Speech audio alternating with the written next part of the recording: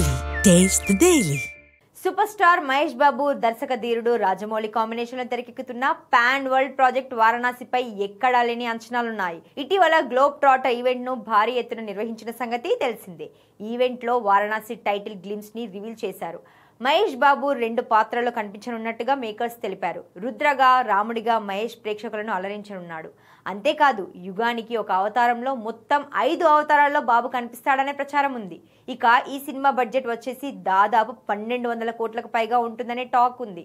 మరి మహేష్ బాబు రాజమౌళి రెమ్యునరేషన్ పరిస్థితి ఏంటి అంటే లాభాల్లో వాటా తీసుకుంటున్నారని అంటున్నారు.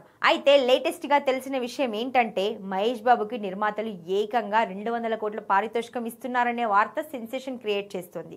ఆయన ఏడాదికి 75 కోట్ల పారితోషికం అందుకుంటున్నారని తెలుస్తోంది. 2027లో రిలీజ్ కానున్న ఈ చిత్రానికి మహేష్ కనీసం 2 ఏళ్లకు పైగా సమయం కేటాయించాల్సి ఉంది.